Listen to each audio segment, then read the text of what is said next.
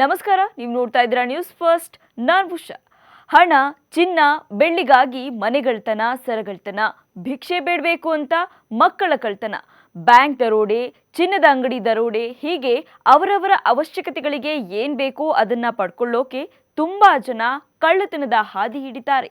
ಆದ್ರೆ ಇವತ್ತು ನಾನು ಹೇಳೋಕೆ ಬಂದಿರೋದು ಅಂಥಿಂಥ ಕಳ್ಳತನದ ಸ್ಟೋರಿಯಲ್ಲ. ಇದು ಮನುಷ್ಯ ಮಾಡಿದ ಕಳ್ಳತನವಲ್ಲ. ಯಾವುದೇ ಪ್ರಾಣಿಯು ಇಲ್ಲಿ ಬಂದು ಏನನ್ನು ಕದ್ಕೊಂಡೋಗಿಲ್ಲ. ಆದ್ರೂ ಇಲ್ಲಿ ಕಳ್ಳತನವಾಗಿದೆ. ಹೌದು, ಇಲ್ಲಿ ಬರೋಬ್ಬರಿ 12 ರೋಬೋಟ್ಗಳ ಕಳ್ಳತನವಾಗಿದೆ. 12 ರೋಬೋಟ್ಗಳನ್ನ ಕಳ್ಳತನ ಮಾಡಿರೋದು ಈಗಾಗಲೇ ಹೇಳಿದಂತೆ ಮನುಷ್ಯನೂ ಅಲ್ಲ, ಪ್ರಾಣಿಯೂ ಅಲ್ಲ. ಇದು ಸಣ್ಣ, ಸುಮಾರು ಅರ್ಧದಿಂದ 1 ಅಡಿ ಇರುವ ಒಂದು ರೋಬೋಟ್. ಈ ವಿಷಯ ಕೇಳ್ತಿದ್ದಂಗೆ ನಿಮಗೆ ಆಶ್ಚರ್ಯ ಆಗಿರಬಹುದು. ಇದನ್ನ ನಾವು ನಂಬೋದೇ ಇಲ್ಲ ಅಂತಾನೂ ಹೇಳಬಹುದು. ಆದರೆ ಈ ಕಿಡ್ನ್ಯಾಪ್ ಆಗಿರೋದು ನಿಜ ಅಂತ ಈ ರೋಬೋಟ್ ಕಂಪನಿಯೇ ಹೇಳಿದೆ. ಸೋಷಿಯಲ್ ಮೀಡಿಯಾದಲ್ಲಿ ಈ ಕುರಿತ ಒಂದು ವಿಡಿಯೋ ವೈರಲ್ ಆಗ್ತಾ ಇದೆ. ಈ ಘಟನೆ ನಡೆದಿರೋದು ಚೀನಾದ ಶಾಂಘೈನಲ್ಲಿ.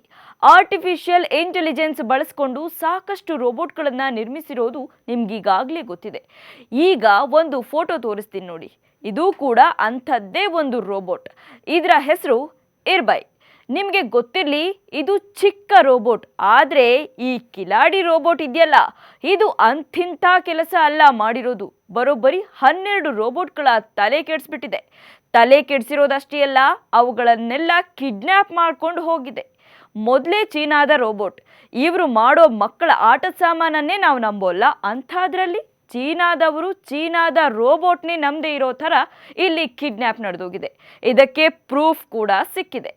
ಈಗ ಸೀನ್ ಬೈ ಸೀನ್ ರೋಬೋಟ್ನ ಕಿಡ್ನ್ಯಾಪ್ ಸ್ಟೋರಿಯನ್ನು ಎಕ್ಸ್ಪ್ಲೇನ್ ಮಾಡ್ತೀನಿ ನೋಡಿ. ಮೊದಲು ಕಂಪನಿಯ ಕಾರಿಡಾರ್ನಿಂದ ಆ ಚಿಕ್ಕ ರೋಬೋಟ್ ಇರ್ಬೈ ಎಂಟ್ರಿ ಆಗುತ್ತೆ. ಆಮೇಲೆ ಅಲ್ಲೇ ಇದ್ದ ದೊಡ್ಡ ರೋಬೋಟ್ಗಳ ಜೊತೆ ಏನನ್ನು ಸೀರಿಯಸ್ ಆಗಿ ಡಿಸ್ಕಸ್ ಮಾಡುತ್ತೆ. ಮಾತಲ್ಲಿ ಅದೇನು ಮರಳು ಮಾಡ್ತೋ ಏನೋ, ಮೊದಲಿಗೆ ಮಾತು ಶುರು ಮಾಡೋ ಇರ್ಬೈ ದೊಡ್ಡ ರೋಬೋಟ್ಗಳಿಗೆ ಹೊರಗೆ ಹೋಗೋಣ ಅಂತ ಹೇಳುತ್ತೆ. ಅದಕ್ಕೆ ಅವು, ಇಲ್ಲ, ನಾವು ಯಾವತ್ತೂ ಕೆಲಸದಿಂದ ರಜೆ ತೆಗೆದುಕೊಳ್ಳೋಲ್ಲ, ಹೊರಗೂ ಬರೋಲ್ಲ ಅಂತ ಹೇಳಿದೆ.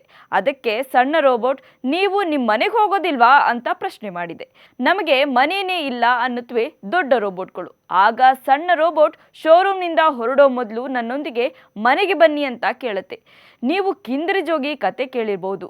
ಈ ಜೋಗಿ ಹಿಂದೆ ಇಲಿಗಳು ಸಾಲಾಗಿ ಹೋಗ್ತಾವಲ್ಲ, ಹಾಗೆ ಈ ಚಿಕ್ಕ ರೋಬೋಟ್ ಜೊತೆ ಆ ದೊಡ್ಡ 12 ರೋಬೋಟ್ಗಳು ಕೂಡ ಫಾಲೋ ಮಾಡ್ಕೊಂಡು ಹೋಗ್ತಾವೆ. ಮೊದಲೇ ಆರ್ಟಿಫಿಷಿಯಲ್ ಇಂಟೆಲಿಜೆನ್ಸ್ ಮೂಲಕ ಈ ರೋಬೋಟ್ನ ಆಪರೇಟ್ ಮಾಡಿರೋದು.